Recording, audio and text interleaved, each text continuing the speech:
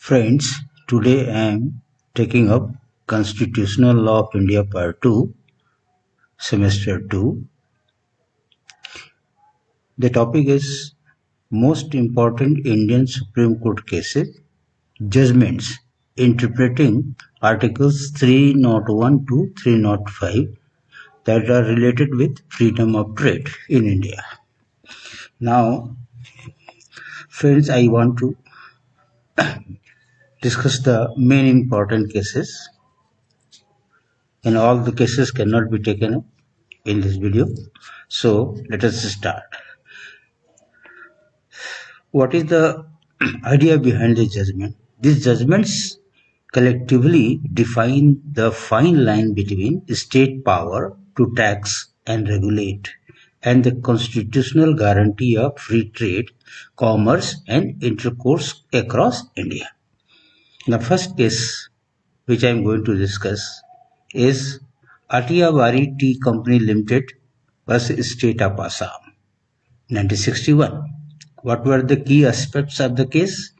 The issue was the state of Assam imposed a tax on tea being transported, even partially, through its territory, affecting tea companies moving goods from Assam to Calcutta and for export. So, the Assam government has imposed a tax. Argument. The Atiyawari Tea Company argued that this tax was a direct restriction on the freedom of trade and commerce, Article 301 of the Indian Constitution, and that Assam lacked jurisdiction due to central control over tea under the Tea Act 1953. The ruling, what the Supreme Court held that the tax was unconstitutional as it directly impeded the free flow of trade, commerce and intercourse throughout India, violating Article 301 of the Constitution. What was established through this judgment? The judgment differentiated between taxes that merely facilitate trade, that is, compensatory taxes for road maintenance, and those that directly burden it. A tax directly affecting trade is generally impermissible unless it's a compensatory tax for using the route, which requires presidential assent and must not be discriminatory. Now, the second case in this under Article 301(5), Jindal Stainless Limited versus State of Haryana, 2016.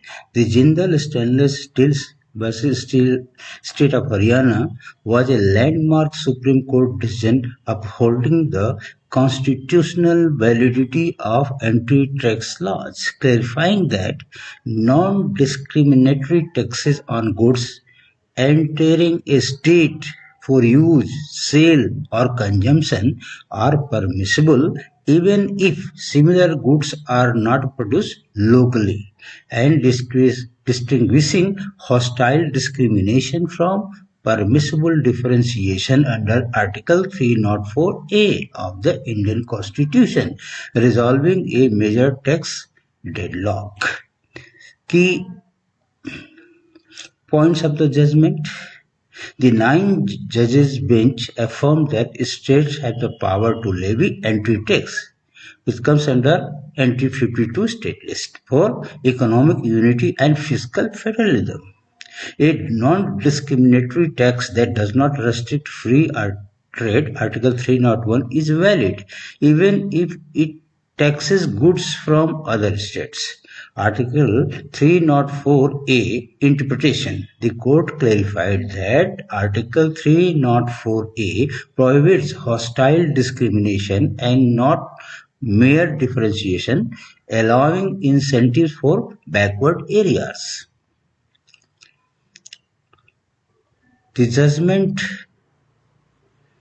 reinforce the balance of power between union and states, emphasizing states' autonomy in their allotted spheres. Third case is State of Bombay versus RMD Chamar Bagwala, 1957. The Supreme Court held that the activities like gambling and lotteries are not lawful trade, thus falling outside the protection of Article 301. Means these gambling and lotteries are not fall in the category of free trade. So friends, how did you like this video? Please do comment, and if you have not subscribed the channel, please do subscribe. Thanks for watching.